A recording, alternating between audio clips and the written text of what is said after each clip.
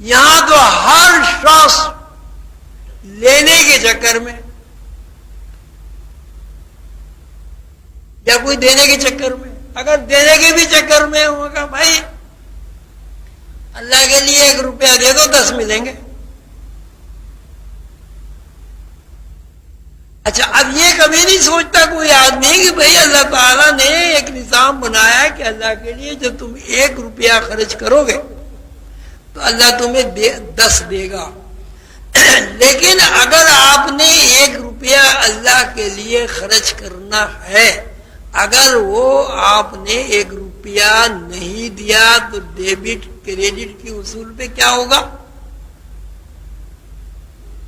کیا ہوگا جی بولے نا، کیا ہوگا؟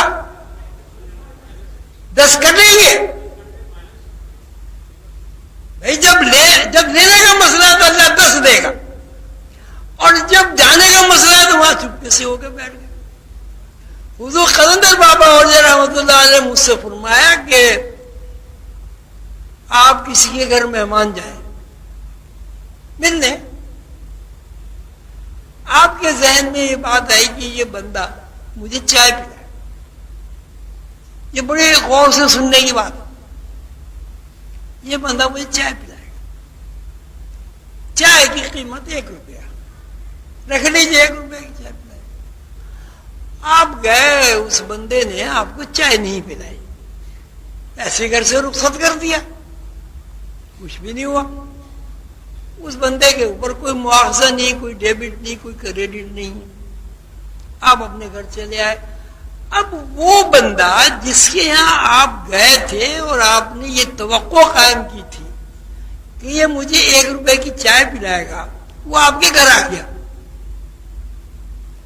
آپ نے بھی اس کو 1 روپے کی چائے نہیں پلائی. آپ کے وسائل میں سے 10 روپے کٹ جائیں گے. بہت غور سے سنیں.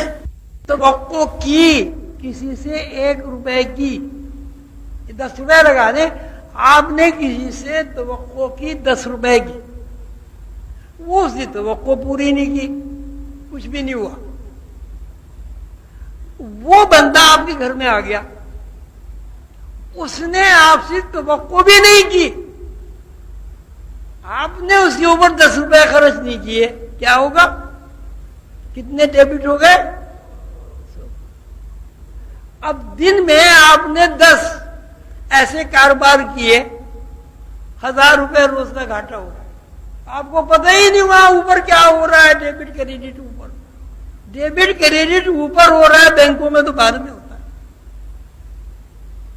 تو کسی سے توقع قائم کرنے کا کیا مطلب ہوا؟ کیا مطلب ہوا؟ کسی سے توقع قائم کرنے کا مطلب یہ ہوا کہ آپ نے اپنے اکاؤنٹ میں کیا کہتے ہیں وہ جو چور چوری کرتے ہیں نا، وہ زخم لگاتے ہیں، کیا کہتے ہیں اسے؟ چور دیوار میں لگا نقب. آپ نے نقب لگا رہے، آپ نے مجھ سے یہ توقع کی بھائی ہم جا رہے ہیں عظیمی صاحب کے پاس، عظیمی صاحب ہم سے ہنس کے بات کریں گے. عظیمی صاحب نے آپ کو ڈانٹ ڈپٹ کر دی. ہر وقت چلے آتے ہیں، وہ وقت نہیں دیکھتے. اب کچھ بھی نہیں ہوا. اب عظیمی صاحب آپ کے گھر گئے، آپ نے کہا عظیمی صاحب بھی تو ہم سے ڈانٹ ڈپٹ کے بات کی، لیا ہم بھی روکھے منہ سے بات کریں گے.